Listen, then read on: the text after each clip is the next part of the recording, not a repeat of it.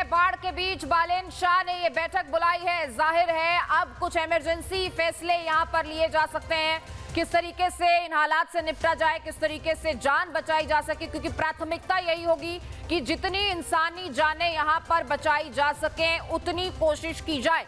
क्योंकि हालात आप देख रहे हैं, मंजर आपके सामने है। ऐसे हालात में कैबिनेट की तरफ से क्या कुछ फैसले लिए जाएंगे, ये बड़ी बात होगी। फिलहाल ये तस्वीरें हम आपको दिखा रहे हैं और यह बता रहे हैं कि पीएम बालेंद्र शाह ने कैबिनेट की इमरजेंसी बैठक बुलाई है। ये इमरजेंसी बैठक बुलाई गई है और इसमें कई अहम बड़े फैसले और किस तरीके से डिप्यूट किया जाएगा अधिकारियों को, सेना की डेपुटेशन जहां कैसे की जाएगी ताकि इन हालात पर जितनी जल्दी हो सके काबू पाया जा सके या जिस स्तर तक काबू किया जा सके वो मुमकिन कराया जाए। क्योंकि शासन प्रशासन ये तस्वीरें देखकर यकीनन बौखला गया है और अब वहां इंसानी जान की कीमत और उसे समझते हुए फिलहाल प्राथमिकता यही रहेगी कि पहले इंसानी जान को बचाया जा सके। ये तस्वीर हम आपको दिखा रहे हैं, ये एक के बाद एक सामने आ रही तस्वीरें हैं जहां बाढ़ के कहर से किस तरीके से वहां तबाही मची है। और ये तीसरी तस्वीर आप देख रहे हैं, घर आपको इन तस्वीरों में नजर आ रहा होगा। यहाँ पर कुछ लोग हैं जो इन तस्वीरों में आपको नजर आ रहे हैं, वो घर में फंसे हुए हैं, घर की छत के ऊपर हैं और जिंदगी बचाने के लिए गुहार लगा रहे हैं। हालांकि प्रशासन की तरफ से, ये नेपाल पुलिस की तरफ से जारी की गई ये तस्वीरें हैं जो हम आपको दिखा रहे हैं। तो एक के बाद एक सामने आ रहा ये तबाही का मंजर है, खौफनाक तस्वीरें हैं और इन तस्वीरों को देखकर आप ये अंदाजा लगा सकते हैं कि इस वक्त वहां जो लोग मौजूद हैं उन पर क्या बीत रही होगी। फिलहाल पुलिस प्रशासन की कोशिश यही है कि लोगों को बचाया जा सके, लेकिन ऐसे हालात अगर वहां पर हैं, जो तस्वीर हम आपको दिखा रहे हैं, अगर ये खौफनाक मंजर वहां पर है, ये तस्वीरें हैं, तो आप सोचिए कि ग्राउंड जीरो पर हालात कैसे होंगे। ये तस्वीरें हैं जो एक जगह से कैप्चर हुई है, लेकिन दूर तक जहां भी आप नजर दौड़ाएंगे, आपको ये ड्रोन फुटेज भी दिखा रहे हैं। ये एरियल व्यू है जो इस वक्त रिपब्लिक भारत आप तक पहुंचा रहा है। इस एरियल व्यू के जरिए आप ये अंदाजा लगा सकते हैं कि दूर तक भी आप अगर नजर दौड़ाएंगे तो तबाही का यही मंजर, सैलाब का ये वेग आपको नजर आएगा और इसकी चपेट में उत्तरी नेपाल का ये बड़ा हिस्सा आया है। ऐसे में यहाँ पर लोगों की जान बचाना एक बड़ी चुनौती होगी प्रशासन के लिए, शासन के लिए।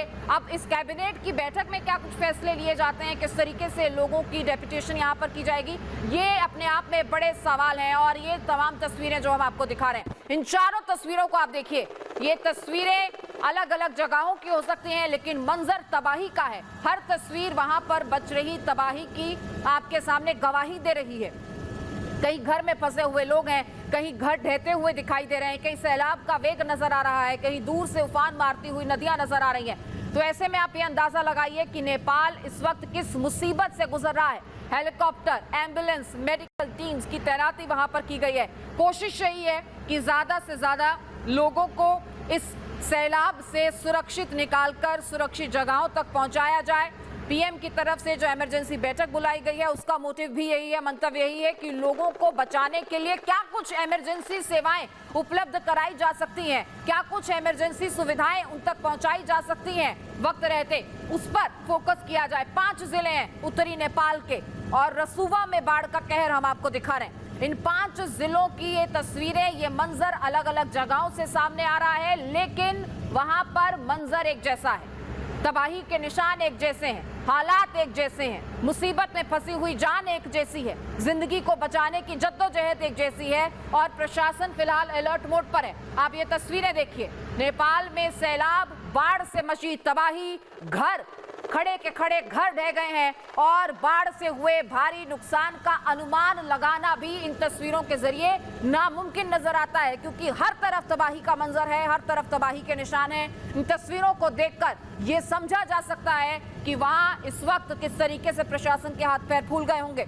लोगों को सुरक्षित इलाकों में ले जाने की भी एक बड़ी चुनौती इस वक्त प्रशासन के सामने है। इस चुनौती से कैसे पार पाया जाएगा, ये भी अपने आप में इस वक्त एक बड़ा सवाल नजर आता है, क्योंकि अचानक कुदरत के इस प्रचंड प्रहार से नेपाल जूझ रहा है और कैसे इससे निकला जाएगा, ये अब एक बड़ा सवाल है, बड़ी चुनौती है।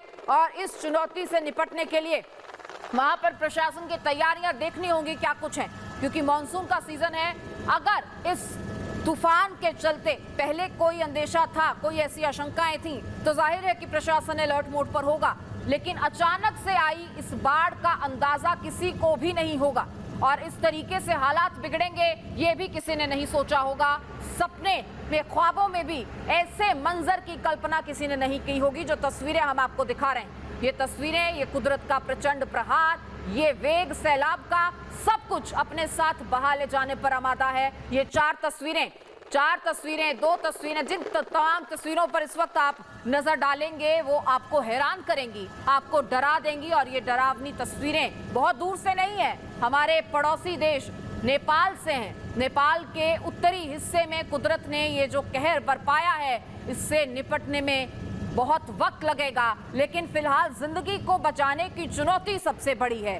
जिंदगी को कैसे बचाया जाए, कितने लोगों को बचाया जा सकेगा, कितने लोगों की जान इसमें जाएगी, फिलहाल कुछ भी कह पाना बहुत जल्दबाजी होगी। लेकिन फिलहाल प्रशासन अलर्ट मोड पर है, पूरी कैबिनेट अलर्ट मोड पर है। लोगों को सुरक्षित इलाकों में एयरलिफ्ट किया जाएगा, जाहिर है हेलीकॉप्टर्स की मदद ली जाएगी। यहाँ पर पुलिस फोर्स की तैनाती। और ये तस्वीरें आप देखिए, एक के बाद एक ऐसी तस्वीरें सामने आ रही हैं। ये पूरे के पूरे बस कंटेनर्स आप देख रहे हैं किस तरीके से सैलाब में फंसे हुए हैं। पूरे के पूरे घर, अगर लोग घरों में हैं तो घरों में ही फंसे रह गए हैं। बाहर निकलने का फिलहाल कोई मुमकिन रास्ता नजर नहीं आता। जो लोग अपने घरों में हैं वो घरों की छतों पर पहुंच चुके हैं, क्योंकि पानी का ये वेग और जलस्तर हम इन तस्वीरों के जरिए ही अंदाजा लगा सकते हैं कि कितना बढ़ चुका है। ऐसे में बचने का कोई रास्ता एयरलिफ्ट होने के अलावा फिलहाल नजर नहीं आता है। ऐसे में प्रशासन की तरफ से ये त्वरित कार्रवाई कब तक सरंजाम दी जाएगी, ये भी अपने आप में एक बड़ी चुनौती है, क्योंकि ग्राउंड जीरो से ये जो तस्वीरें सामने आ रही हैं, ऐसे में बूट्स ऑन द ग्राउंड पहुंचने में वक्त लगेगा। और जाहिर है ये वक्त ज़्यादा नहीं होना चाहिए, क्योंकि जितना ज़्यादा वक्त लगेगा जिंदगी पर खतरा उतना ही गहराता चला जाएगा।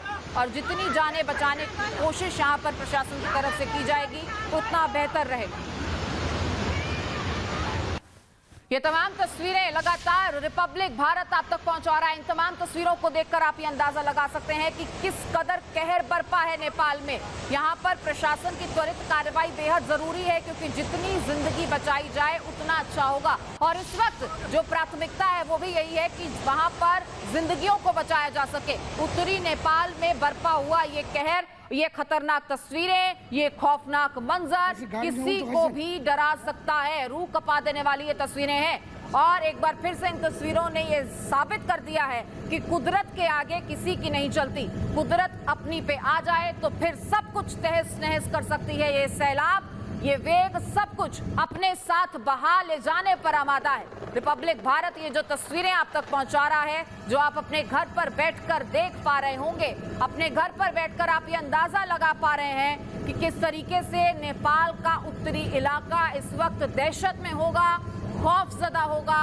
जिंदगी बचाने की जद्दोजहद वहां पर जारी होगी। और काठमांडू से मेरे सहयोगी राजेश इस वक्त मेरे साथ जुड़ चुके हैं। राजेश, जो तस्वीरें हम देख रहे हैं उत्तरी नेपाल के इस हिस्से की, वो वाकई में खौफजदा करने वाली हैं। कैबिनेट की बैठक ले रहे हैं बालेंद्र शाह, क्या कुछ वहां से दिशा निर्देश दिए गए हैं? देखिए, अभी जो ताजा स्थिति है उसमें गृह मंत्रालय के द्वारा सभी जो सेना को लगाया गया है इसका रेस्क्यू ऑपरेशन में, और जितनी भी निजी हेलीकॉप्टर की कंपनियां हैं सभी को स्टैंड बाय रखने को कहा गया है। लोगों में भय का माहौल है। यह चीन से निकलती हुई नदी है, जिसमें कि बताया जाता है कि एपीएफ के जो यहाँ पुलिस फोर्स के जवान होते हैं वो अभी 9 लापता थे, जिसमें 5 अभी तक संपर्क में आए हैं, 4 अभी लापता है। हाइड्रोप जो कंपनी थी पावर की वो भी बह चुकी है, उसके भी कई मजदूर लापता है। स्थिति कहीं ना कहीं भयावह है अभी। बिल्कुल, जाहिर तौर पर आप कुछ तस्वीरें दिखा पाएंगे? आप सुरक्षित जगह पर हैं? जी बिल्कुल, मैं अभी बिल्कुल सुरक्षित जगह पर हूँ, और अभी जहाँ मैं हूँ वहाँ उस तरीके की हालांकि नहीं है। जो रास्ते थे उनको बंद कर दिया गया है। जो मुख्य वहां जाने के वाले उस रास्ते की जो भी रोड है सभी को प्रशासन ने तत्काल बंद कर दिया गया है।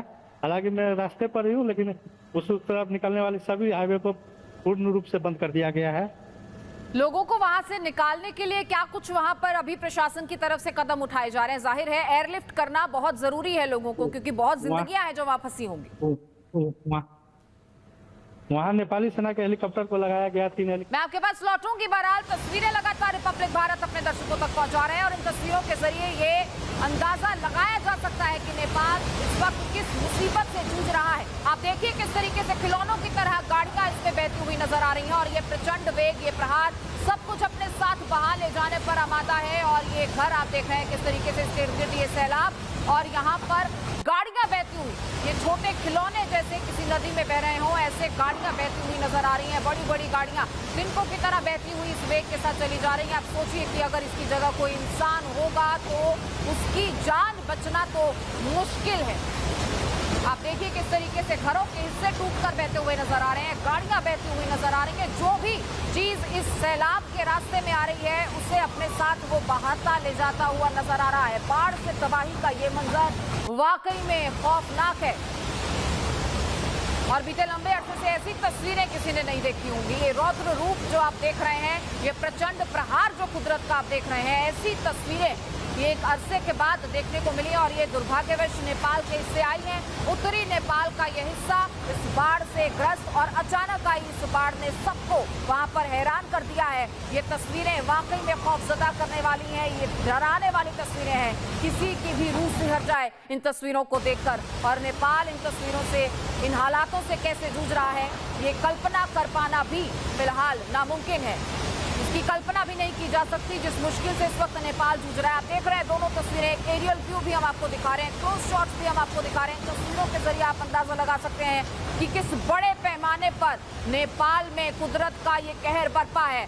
और यहाँ से सामने आ रही ये तस्वीरें ये बता रही हैं कि नेपाल में जिंदगी को बचाने की ये कोशिश आसान नहीं होने वाली है।